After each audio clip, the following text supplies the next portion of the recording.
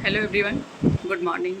कैसे हैं आप लोग? आशा करती हूँ आप लोग खूब स्वस्थ होंगे और खूब मन लगाकर अपनी पढ़ाई कर रहे होंगे और अपने स्वास्थ्य का भी ध्यान रख रहे होंगे, क्योंकि गर्मियाँ बहुत पड़ रही हैं तो हमको अपने स्वास्थ्य का भी पूरा ध्यान रखना है। और गर्मियाँ हैं तो हमें अपनी डाइट भी हल्की रखनी है, जिससे हम अपनी पढ़ाई को अच्छे से कर सकें। आज मैं आप लोगों से रात के समय जब पढ़ाई का चैलेंज शुरू करती हूँ तो उस समय मैं नहीं मिल पाई। कुछ इस तरीके का घर में बहुत सारे इस तरीके से काम हो जाते हैं, बहुत सारी ऐसी परिस्थितियाँ हो जाती हैं कि हम चाह करके भी इन कामों को नहीं कर पाते हैं। खैर, इस तरीके का कोई भी मोड़ ज़िंदगी में नहीं होना चाहिए कि हम जो सोचें वो ना कर पाएँ। पर हम महिलाओं के साथ ऐसा ज़रूर होता है कि हम सोचते कुछ हैं और समय परिस्थितियाँ कुछ ऐसी होती हैं कि हम करते कुछ हैं, और यही महिलाओं की सबसे बड़ी कमज़ोरी है। हमें अगर सिलेक्शन लेना है तो हमें अपनी इन कमज़ोरियों को दूर करना होगा। आज मैं बहुत छोटा-सा एक वीडियो आप लोगों के लिए बना रही हूँ, पर उम्मीद करती हूँ कि आप लोगों के लिए पूर्ण रूप से ये उपयोगी होगा। मित्रों, अगर हम लोगों को सिलेक्शन लेना है तो कुछ काम हमें नियमित रूप से निरंतर करने होंगे। कल के वीडियो में मैंने आप लोगों से इस टॉपिक पे बात की थी कि निरंतरता हमारे जीवन में बहुत ज़रूरी है। अगर हम नियमित रूप से किसी काम को करते हैं तो हमें उस काम में सफलता मिलती है। देखिए, पहले के समय में ऋषि महर्षि तपस्या करते थे ईश्वर को प्राप्त करने के लिए, और वो हज़ारों साल तक अपनी तपस्या करते रहते थे, तब कहीं उन्हें ईश्वर की प्राप्ति होती थी। तो हमारे लिए हमारा लक्ष्य ही हमारा ईश्वर है, हमारे भगवान हैं, और उसकी प्राप्ति के लिए हमें तपस्या करनी होगी, और तपस्या करने के लिए त्याग बहुत बड़ा आवश्यक है। बिना त्याग के, बिना अनुशासन के कोई भी कार्य नहीं हो सकता है। तो हमें भी अपने जीवन में अपने मन को सारे इर्द-गिर्द जो काम हैं उनसे बचा कर के रखना है, सारी नकारात्मकता से बचा कर के रखना है। और जो मैं आप लोगों से बात कर रही थी कि हमें सिलेक्शन लेने के लिए क्या करना होगा, कुछ नहीं, कुछ ज़्यादा नहीं करना है। बस कुछ काम हैं जो हमें रेगुलर करना है। सबसे पहला काम ये करना है कि हमको अपना पाठ्यक्रम एक पेज पे लिखकर अपने पढ़ाई की मेज़ के सामने या जहाँ कहीं भी आप पढ़ते हैं, वहाँ पर उसको लगा कर के रख दीजिए, और उस पे टिक लगाइए कि आपने कितना टॉपिक कवर किया है। तो सबसे पहला काम जो होता है वो होता है अपने टॉपिक को कवर करना। टॉपिक पहले कवर करेंगे और फिर अपना टॉपिक कवर करने के बाद हम उसका रिवीज़न पर डे करेंगे। जितना हम आज पढ़ रहे हैं उसका रिवीज़न कल ज़रूर होना चाहिए। कल होने के बाद फिर परसों भी ज़रूर होना चाहिए। एक हफ़्ते में कम से कम 2 बार हम अपना रिवीज़न करेंगे, और उसी तरह से हम अपना टाइम सेट करते हैं। मान लीजिए हमारे पास सारा काम करने के बाद सिर्फ 6-7 घंटे का समय बचता है, कोई बात नहीं है। वो 6-7 घंटे हमें निरंतर अपनी पढ़ाई को देना है। दूसरा काम जो हमें करना है वो करना है कि हमें पर डे प्रैक्टिस सेट अपना सॉल्व करना है। एक प्रैक्टिस सेट आप उठाइए। नहीं, आपके पास ज़्यादा समय है, आप पूरे 125 सवाल नहीं सॉल्व कर पा रहे हैं, कोई बात नहीं। आप 50 सवाल सॉल्व कर पा रहे हैं तो 50 ही सॉल्व करिए, लेकिन हमको प्रैक्टिस सेट अपना रोज़ सॉल्व करना है। मॉक टेस्ट आप ज़रूर देते रहिए। आप कोई भी किसी का ऑनलाइन कोई सीरीज़ ज्वाइन कर लीजिए, या फिर नहीं ज्वाइन कर सकते हैं तो कहीं से भी, ऐसे भी यूट्यूब पे आपको बहुत सारे चैनल ऐसे मिल जाएंगे जहाँ पर डे मॉक टेस्ट कराया जाता है, तो आप वहाँ पर मॉक टेस्ट ज़रूर दीजिए।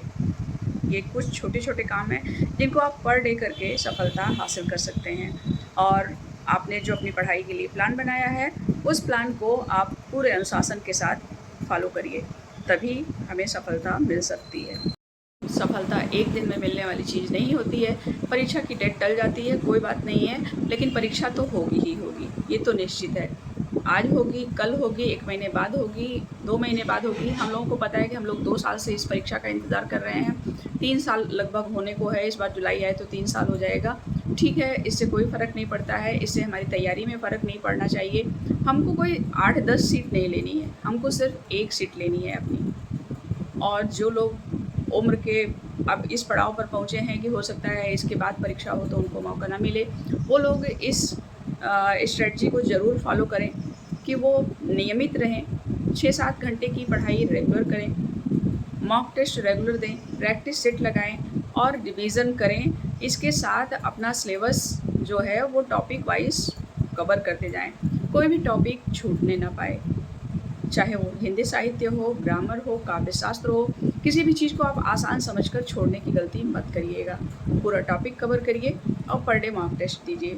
शुरू में ऐसा होता है, जब हम मॉक टेस्ट देते हैं तो हमारे नंबर कम आते हैं, तो हम बहुत निराश होने लगते हैं। तो हमको निराश नहीं होना है, हमें पर डे मॉक टेस्ट देना है। जब हम पर डे देते रहते हैं तो धीरे धीरे आप इस चीज़ को देखेंगे कि ज़्यादा से ज़्यादा 1 हफ्ते 10 दिन अगर आप मॉक टेस्ट देते हैं तो आपके नंबर अपने आप बढ़ने लगते हैं। और फिर जैसे जैसे नंबर बढ़ते हैं, हमारे अंदर से निराशा ख़त्म होने लगती है और हम और ज़्यादा उत्साहित होकर उस टेस्ट को देते हैं।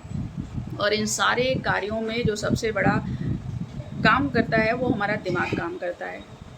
आप अपने दिमाग को सिर्फ़ और सिर्फ अपनी पढ़ाई के लिए फ़ोकस करिए और कुछ मत सोचिए, सारे काम करते रहिए, लेकिन अपने दिमाग में कुछ ना कुछ अपनी पढ़ाई से रिलेटेड रखिए और उसी को सोचिए।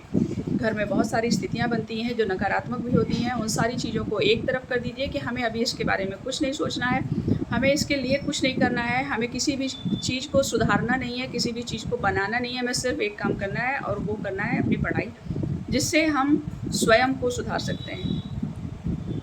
तो ये बहुत सारी ज़रूरी बातें थी मित्रों, जो आज मैंने आप लोगों से की। बहुत छोटा-सा टॉपिक लेकर के मैं आप लोगों के बीच में आई, लेकिन बहुत महत्वपूर्ण टॉपिक था। तो सिलेक्शन के लिए हमें क्या करना है, एक बार फिर से, कि हमें अपना पूरा टॉपिक कवर करना है, हमें सिलेबस के हर पॉइंट पर ध्यान देना है, हमें पर डे प्रैक्टिस करना है, मॉक टेस्ट देना है और अपने दिमाग को पूर्ण रूप से संतुलित रखना है। कहीं भी कोई भी बात इधर-उधर की नहीं सोचनी है और सिलेबस का कोई भी टॉपिक किसी भी कीमत पर नहीं छोड़ना है, चाहे वो छोटा टॉपिक हो, चाहे बड़ा टॉपिक हो। बहुत सारे टॉपिक हमारे सिलेबस में जो हमारे हिंदी के स्टूडेंट हैं, उनको ऐसा मिलता है कि वो उस चीज़ को क्लास 6 से ही पढ़ते आ रहे होंगे, तो हमको ऐसा लगता है कि नहीं, इस चीज़ पे तो हमारा पूरा कमांड है, हम इसको कर ही ले जाएँगे, इसमें कोई दिक्कत नहीं है। ग्रामर के बहुत सारे चैप्टर ऐसे होते हैं, लेकिन फिर भी कभी-कभी ऐसा होता है कि छोटी चीज़ जो है वो हमें मौके पर याद नहीं आती है। मैं आप लोगों को बताती हूँ कि मैं शुरू से हिंदी की स्टूडेंट रही हूँ और मेरा संधि, समास, ये सारे प्रकरण मेरे बहुत ज़्यादा मजबूत हैं। मैं इसमें गलती नहीं करती हूँ। पर जब मैं 72,000 वैकेंसी आने वाली थी और उसके लिए मैं टेट का एग्ज़ाम देने गई, तो उसमें एक आया था, संधि विच्छेद या समास, ऐसे कोई क्वेश्चन मुझे याद नहीं आ रहा है। उसमें युधिष्ठिर शब्द था और उसको मैं सॉल्व नहीं कर पाई। और जब मैं परीक्षा हॉल से निकल कर के बाहर आई तो मुझे याद आया कि अरे युधिष्ठिर। तो ये सब ऐसी सारी चीज़ें होती हैं जो कभी-कभी हम उन चीज़ों को आसान समझ करके छोड़ देते हैं और बाद में वो हमारे लिए मुश्किल पैदा कर देती है। तो हमें ऐसे किसी मुश्किल में नहीं फँसना है। 125 क्वेश्चन में जब आप 100 के ऊपर पहुँचेंगे तभी आप मान के चलिए कि आपका सिलेक्शन होगा। तो इसलिए तैयारी भी हमारी इसी तरीके की होनी चाहिए। चलिए ठीक है, आगे वीडियो में मिलते हैं। मैं पूरी कोशिश करूँगी कि आज रात में फिर से जो नाइट स्टडी चैलेंज का जो मैं वीडियो बनाती हूँ मैं बनाऊँ और आप लोगों से जुड़ूँ। पर मित्रों, पर डे जो है मेरे लिए थोड़ा सा मुश्किल ये होता है कि मैं जॉइंट फैमिली में हूँ और बहुत सारे काम होते हैं और उन कामों को करके जब मैं आती हूँ तो मुझे बहुत ज़्यादा थकान लगती है। कभी-कभी जैसे लगता है कि तबीयत ख़राब हो जा रही है, तो इस वजह से पर डे नहीं हो पाता है। लेकिन फिर भी मैं आप लोगों को बता रही हूँ, तो मैं सबसे पहले स्वयं को चेंज करूँगी, स्वयं को अनुशासन में लाने की कोशिश करूँगी और इन चीज़ों को प्रतिदिन डालने की कोशिश करूँगी। तो उम्मीद करती हूँ आप लोगों को वीडियो पसंद आई होगी। अगर वीडियो पसंद आए तो प्लीज़ एक लाइक करिएगा, चैनल को सब्सक्राइब ज़रूर करिएगा और इसी तरह से आगे मेरे साथ जुड़े रहिएगा और हम लोग पर डे मिलते रहेंगे। एग्ज़ाम तक तो निश्चित रूप से पर डे मिलते रहेंगे, उसके आगे भी मिलते रहेंगे। देखिए क्या होता है, किसके जीवन में कौन सा परिवर्तन आता है और ये परिवर्तन करने वाले हम लोग खुद होंगे। फिर मिलते हैं, बाय।